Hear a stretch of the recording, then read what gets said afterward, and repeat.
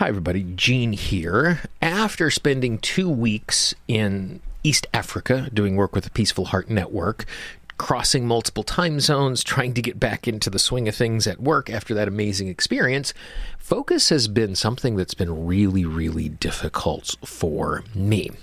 And you don't have to travel to the other side of the world to find focus difficult over any given day. So today in the podcast, what we're going to do is we're going to talk about and tap for finding our way to focus for what is in front of us, regardless of what is going on in our day. This is Gene Monterastelli, and welcome to the Tapping Q&A podcast recorded live to tape from Williamsburg in Brooklyn. This is episode 545, originally aired February 8th, 2023. Hi everyone, I hope this finds you well wherever you are in the world, whatever time of day you get the chance to listen to this. Thanks for spending a little time with me today. Today we are going to talk about and tap for ways that we can reground ourselves in a moment so it's easier for us to take action and be present to what is in front of us. Before we do that, 2 quick announcements. Number 1, we have a free 10-part guide on how you can eliminate self-sabotage. All you need to do is go to tappingqna.com, click on that big blue button, enter your email address, and over the course of the next 10 days, every day, I will send you one small, tiny little tool that you can use to help you to eliminate self-sabotage. Then at the end of 10 days, you can choose the 1 or 2 that work the best for you and use them over and over again. Again, all you need to do is go to tappingqna.com, click on that big blue button. If you happen to be listening to this right now in the website, if you go up in the upper right-hand corner, you'll see the big blue button right there. Secondly, a huge shout out to everybody who supports the podcast. All of the supporters of the podcast receive some amazing extra bonuses, and the money that goes to support the podcast, 10% of that every single month, is loaned out and then re-loaned out after it is repaid to keep us able to support small business owners from around the world. Because of the support of the podcast, we have been able to, by lending out and re-lending out that money, over 2,000 small businesses all over the world. If you'd like to support the Tapping Q&A podcast, receive some amazing bonuses, and have the opportunity to help us to create change throughout the world, all you need to do is go to tappingqna.com/support, and thank you to all of those who support the podcast. So to say that finding my way to ground and focus after spending 2 weeks in Uganda and Rwanda with the Peaceful Heart Network and seeing the amazing work that they are doing in refugee communities and schools in response to folks that are still living with the trauma of the Rwandan genocide. Not only did I go from one day it being 98 degrees Fahrenheit to it being 9 degrees Fahrenheit here in New York, not only did I cross 7 time zones, not only did every single part of my experience change, it has been hard, to say the very least, to reground myself here. And anytime we have a really extreme experience that has us look at ourselves and look at the world in a new way, it makes sense that it takes us a little time to kind of reorganize our thoughts and reorganize where we are in the moment. But we don't have to do something as dramatic as cross 7 time zones, go to a culture we've never been to, meet people that we will not have met before, hear stories of things that we have not experienced. We don't have to have all of that to be off. You know, I can miss breakfast, I can have a bad night's sleep, and I can be in a circumstance where focus and being grounded is really, really hard. And oftentimes, when we face that, one, it's really easy to beat ourselves up because it's like, oh, I have these tools. Why am I not doing something about that?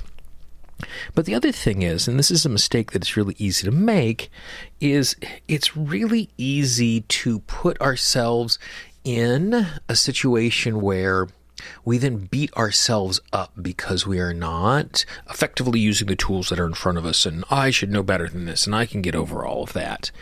And for me, that thought has crossed my mind once or twice in the last couple of weeks.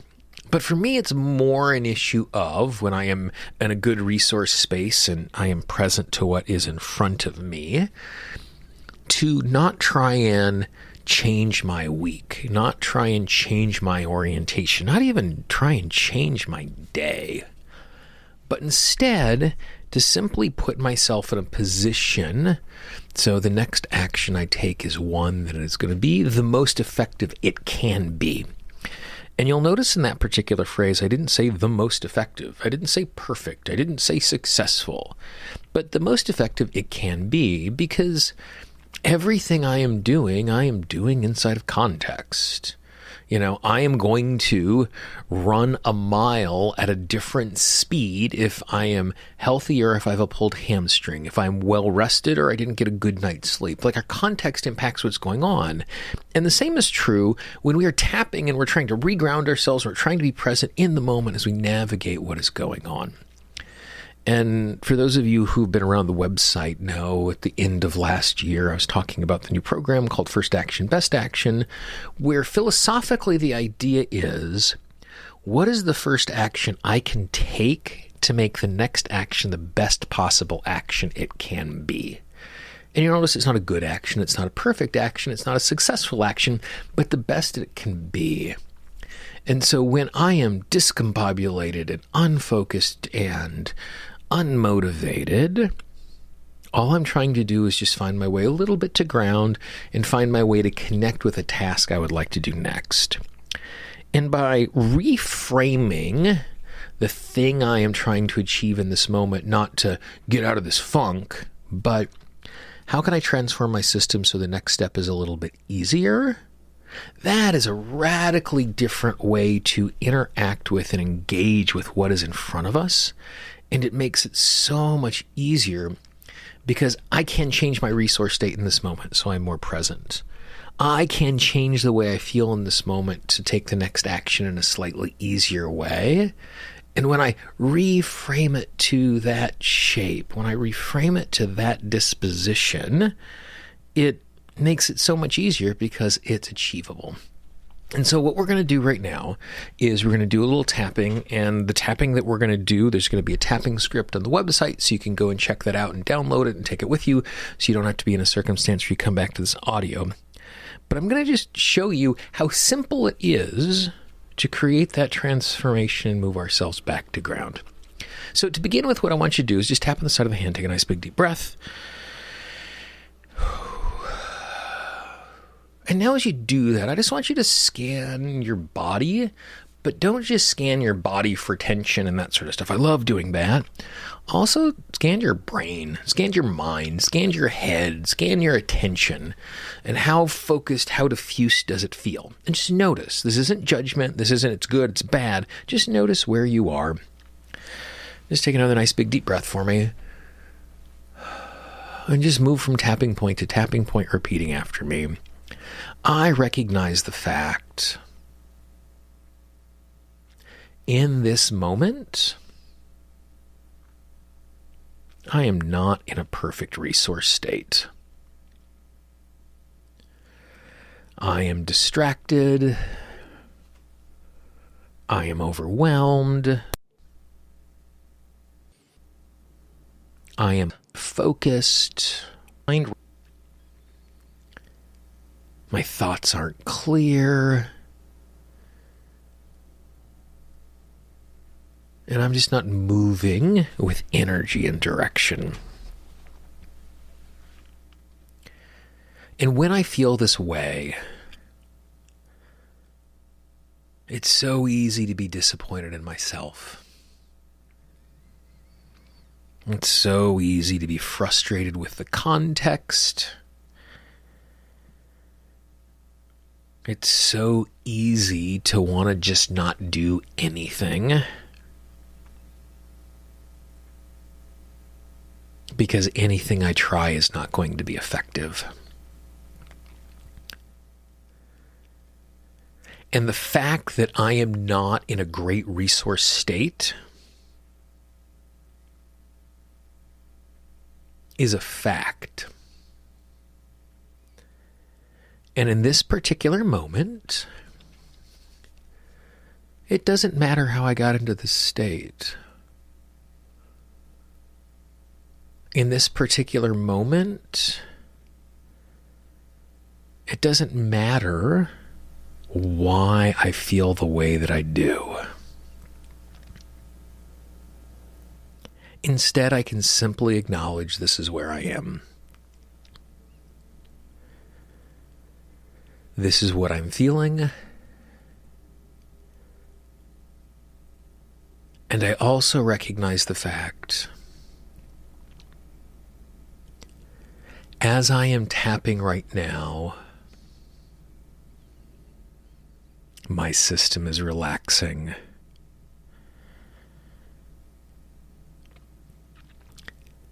I am feeling more grounded. I am gaining focus. And this doesn't mean that I'm grounded. This doesn't mean that I'm energized. This doesn't mean that I'm focused. Instead, it means I am more grounded. And when I'm more grounded, it's easier to take action. And I'm more energized, which makes it easier to take action, which makes me more focused, which makes it easier to take action. But that doesn't necessarily mean that it's easy. It's just a little easier. And I am so thankful that I can take a few moments to just do a little tapping and make things a little easier. I give myself permission to be present. I give myself permission to tap. I give myself permission to just be.